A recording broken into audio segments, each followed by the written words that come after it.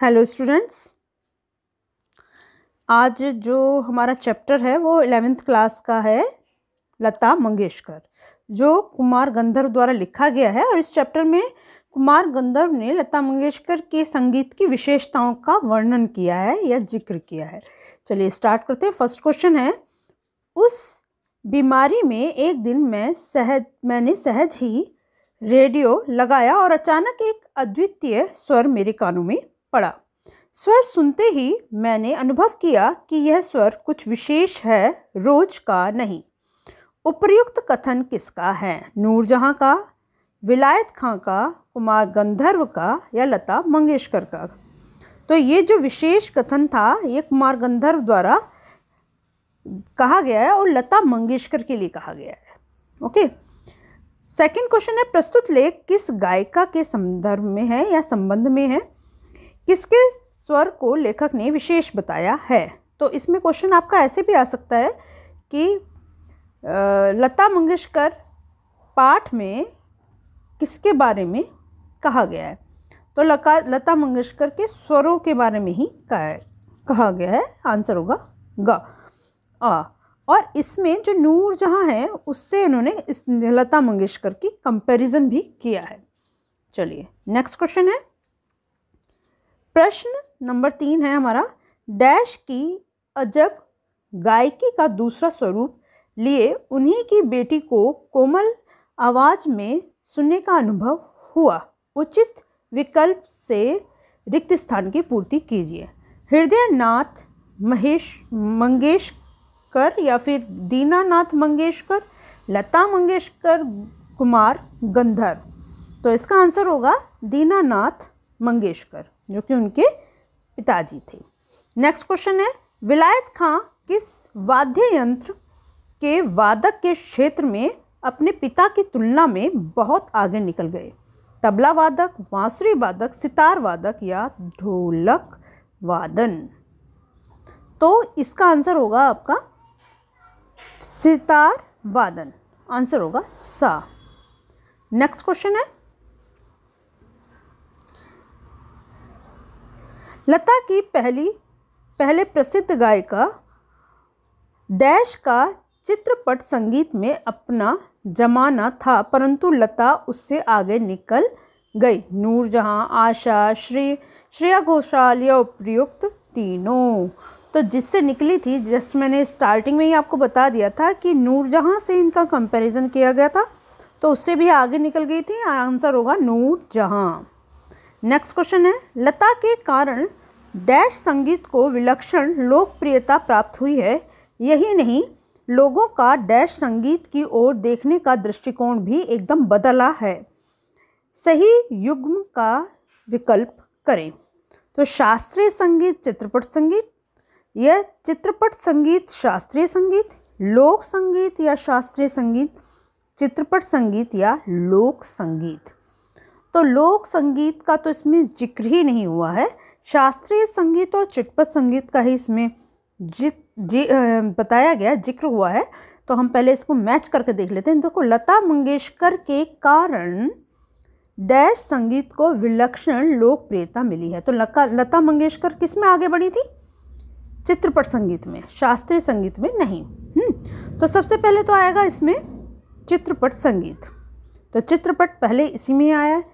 फिर यही नहीं, लोगों का डैश संगीत की ओर देखने का दृष्टिकोण भी एकदम बदला है। तो शास्त्रीय संगीत, क्योंकि सबसे पहले शास्त्रीय संगीत चलना शुरू हुआ था, उसके बाद चित्रपट संगीत आया था। तो आंसर होगा इसका बा।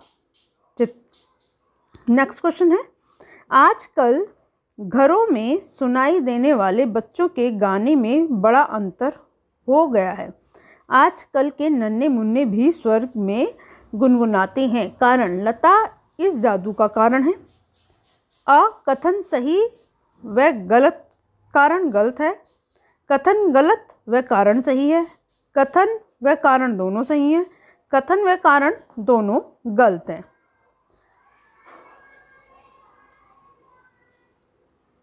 तो इसका जो आंसर होगा आपका, इसका आंसर होगा कि कथन और कारण दोनों सही हैं। आंसर होगा सा। नेक्स्ट क्वेश्चन है, जो कथन जो कहा जा रहा है, कारण, इसके कारण, रीज़न ये हुआ है, तो बिल्कुल सही है दोनों। नेक्स्ट क्वेश्चन है, चित्रपट संगीत का कारण सुंदर स्वर मालिकाएं लोगों के कानों पर पड़ रही हैं। रेखांकित शब्द का क्या अर्थ है? शब्दों का क्रमबद्ध समूह, स्वरों का क्रमबद्ध समूह, वर्णों का क्रमबद्ध समूह या गीतों का क्रमबद्ध समूह। तो जब चैप्टर में ही बताया गया है तो इसमें स्वरों का क्रमबद्ध समूह, स्वर मालिकाएं, वर्ड दे रखा है स्वर मालिकाएं, तो स्वरों का क्रमबद्ध समूह आंसर होगा। संगीत की लोकप्रियता का क्या प्रभाव लोगों के जीवन पर पड़ रहा है? संगीत के विभिन्न प्रकार से परिचय होना, सुरीलेपन की समझ बढ़ाना, या फिर स्वर ज्ञान की वृद्धि या उपयुक्त सभी प्रभाव। तो उपयुक्त सभी प्रभाव हमारे पे पड़ रहा है, जिस तरह से लोकप्रियता बढ़ रही है उसके प्रति, तो इसका आंसर होगा द। नेक्स्ट क्वेश्चन है, सामान्य श्रोता को अगर आज डैश की ध्वनि मुद्रा आवाज डैश गायक की ध्वनि मुद्रा सुनाई जाए तो वह लता मंगेशकर की ध्वनि मुद्रा ही पसंद करेंगे। तो इसमें क्या फिल होना चाहिए? तो देखिए, सामान्य उदाहरण दे रखा है शास्त्रीय गायन व लता, तो अगर हम इसमें फिल करते हैं, सामान्य श्रोता को अगर आज की ध्वनि मुद्रा यानी आवाज, कौन सी आवाज? लता की आवाज। तो लता हमारे दो में है, लता की आवाज, चलो देखते हैं। और डैश गायक की ध्वनि मुद्रा सुनाई जाए तो लता की ध्वनि मुद्रा ही पसंद करेंगे। तो लता डैश गायक की ध्वनि मुद्रा, तो चित्रपट गायक की नहीं, चित्रपट गायक तो खुद ही लता जी गाती हैं। तो शास्त्रीय गायन अगर सुनाया जाए और लता के गीत सुनाए जाएं, यहाँ पर आएगा लता और यहाँ पर आएगा शास्त्रीय गायन, ठीक है। तो सुनाई जाए तो लोग लता की ध्वनि मुद्रा ही पसंद करेंगे, चित्रपट वाला ही गलत है, ठीक है। तो आंसर होगा द। नेक्स्ट क्वेश्चन है, लता की गायिका में किस प्रकार के गानपन मौजूद हैं? मिठास से भरा गानपन, मस्त कर देने वाला गानपन, स्वाभाविक अनुभव होने वाला गानपन, उपयुक्त सभी विशेषताओं से युक्त गानपन। भाई वो तो फेमस थी सभी चीज़ों के लिए, तो इसका तो सही आंसर होगा द। सारी इसमें चीज़ें होती हैं जब गायिका वो गाती हैं। तो लता के गाने की उपयुक्त में से कौन सी विशेषता नहीं है? शास्त्रीय गान की जटिलता, गानपन, स्वरों की निर्मलता या नाद में उच्चारण। तो जो इसमें नहीं है वो है शास्त्रीय संगीत की जटिलता, तो आंसर होगा आ। नेक्स्ट क्वेश्चन है,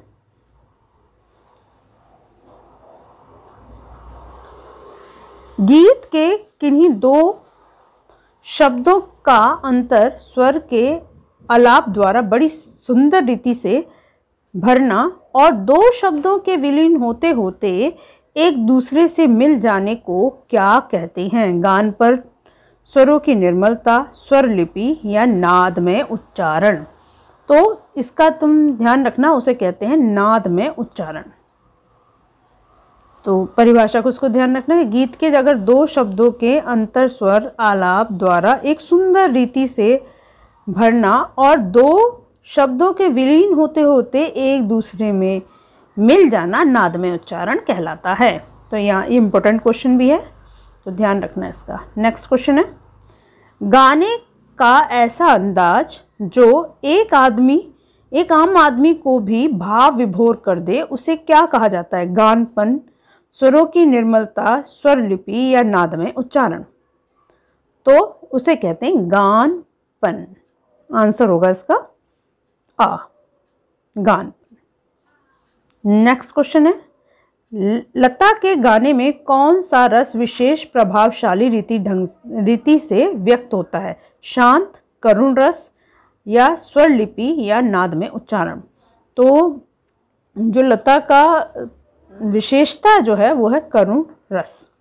नेक्स्ट है, लेखक के अनुसार मुग्ध श्रृंखला की अभिव्यक्ति हेतु लता जी ने किस प्रकार के गाने बड़ी उत्कंठा से गाए हैं? विलंब, वितलय के गाने,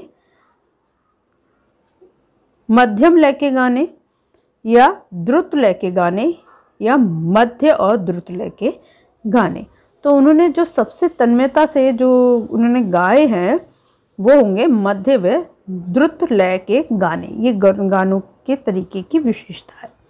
ठीक है, नेक्स्ट क्वेश्चन है, डैश शास्त्रीय संगीत का स्थायी भाव है, वही डैश चित्रपट संगीत का मुख्य गुणधर्म है। गंभीर, तो गंभीर शास्त्रीय संगीत का स्थायी भाव और वही चपलता शास्त्रीय संगीत का गुणधर्म है। तो ये तो आपका देखते हैं यही मैच कर रहा है थोड़ा, और आगे देते हैं। चपलता शास्त्रीय संगीत की स्थायी भाव नहीं, गंभीरता, जो शास्त्रीय संगीत होता है बड़े गंभीर रूप से और बड़े नियम कानून से गाया जाता है, तो इसमें गंभीरता ही आना चाहिए। ठीक, गंभीरता और चपलता, चित्रपट, चपलता यानी चंचलता, वो ये इसका आंसर ए होगा, वो आपका चित्रपट संगीत का भाग है। बाकी ताल लय ये तो है ही नहीं, इन दोनों में हो सकता था, तो इन दोनों में यही सही है, आंसर होगा इसका आ। नेक्स्ट है, चित्रपट संगीत की विशेषता निम्न में से कौन सी नहीं है? चपलता, गंभीरता, शुभ्रता व लोच, आसान या लयकारी। तो इसमें जो पूछा गया है उसका गंभीरता ही चित्रपट की विशेष निम्न में से कौन सा नहीं पूछा गया, तो गंभीरता ही आएगा, आंसर होगा इसका। जैसे बताया कि गंभीरता शास्त्रीय संगीत के लिए है, चित्रपट संगीत के लिए गंभीरता नहीं है। ठीक है तो आंसर होगा इसका गंभीरता। नहीं का ध्यान जरूर रखना। नेक्स्ट क्वेश्चन है, स्वर, लय और शब्दार्थ का त्रिवेणी संगम व महफिल के बेहोशी किसके गीतों में पाई जाती है? लता मंगेशकर के गीतों में, नूरजहां के गीतों में, अलका याग्निक के गीतों में, आशा भोसले के गीतों में। तो ये लता मंगेशकर का ही चैप्टर है, तो तारीफ भी उनकी ही ज़्यादा चलेगी, और दूसरा जो नाम आएगा उसमें वो आएगा आपका नूरजहां। तो लता मंगेशकर जहाँ तारीफ हो रही है जिसकी, तो वो लता मंगेशकर होंगे, आंसर होगा आ। नेक्स्ट क्वेश्चन है, उस बीमारी में एक दिन मैं सहज ही रेडियो लगाया, अचानक एक अद्वितीय स्वर मेरे कानों में पड़ा। वह स्वर सुनते ही मैंने अनुभव किया कि वह स्वर कुछ विशेष है, रोज का नहीं। उपयुक्त कथन गायिका के विषय में है, तो लता मंगेशकर के विषय में, आंसर होगा द। नेक्स्ट क्वेश्चन है, सुप्रसिद्ध गायिका लता मंगेशकर की गायिका की विशेषता को रेखांकित करते हुए लेखक का क्या नाम है? कुमार गंधर्व। नेक्स्ट है, लेखक ने प्रस्तुत लेख में किस घटना को हमारा परम सौभाग्य बताया है? संगीत के विषय में जानकारी प्राप्त होना, चित्रपट संगीत की लोकप्रियता का बढ़ना, या लता जी जैसे अद्भुत गायिका का हम सभी के बीच होना, या उपयुक्त सभी बातें। तो भाई ये तो उपयुक्त सभी बातें ही हमें नज़र आ रहा है, लेकिन जो पूछा गया है वह है लेखक ने प्रयुक्त लेख में किस घटना को हमारा परम सौभाग्य बताया है। तो नज़र तो ये दोनों है, चित्रपट संगीत ये, लेकिन सौभाग्य की बात उन्होंने लता मंगेशकर के लिए कही है। तो लता जी एवं अद्भुत गायिकाओं को हम सभी के बीच में होना, तो आंसर होगा सा। नेक्स्ट क्वेश्चन है, चित्र संगीत क्षेत्र में लता अनभिष्ट संग्रामी हैं। प्रस्तुत पंक्ति में रेखांकित शब्द का क्या अर्थ है? ताज सहित, बेताज, अभिषेक सहित, उपयुक्त सभी।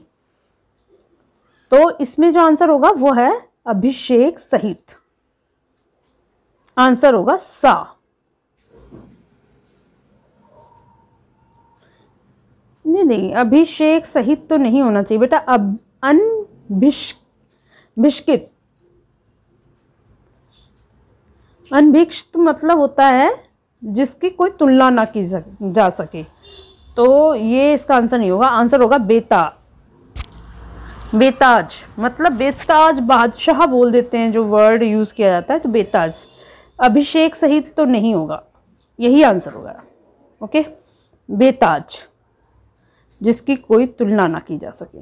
नेक्स्ट क्वेश्चन है लता। अच्छा, 24वां क्वेश्चन आपका है, रुक्ष व निर्जर राजस्थान में पर्जन्य की याद दिलाने वाले गीत पहाड़ों की घाटियों में प्रस्तुत पंक्ति में रेखांकित शब्द का क्या अर्थ है? पर्जन्य। पर्जन्य का अर्थ था बादल, पानी, प्रदेश या पर्वत। तो देखो आपको ये कंफ्यूज करने वाला ही लग रहा है, लेकिन इसका मतलब है पर्जन्य, मतलब इसका अर्थ होता है बादल। आंसर होगा आ। तो कंफ्यूज मत होना, इसका मीनिंग है इसका ये। राजस्थान में जब बादल की याद दिलाते हैं ना, और गीत पहाड़ी घाटी में है बादल। नेक्स्ट क्वेश्चन है, कुमार गंधर्व द्वारा रचित प्रस्तुत लेख का शीर्षक क्या है?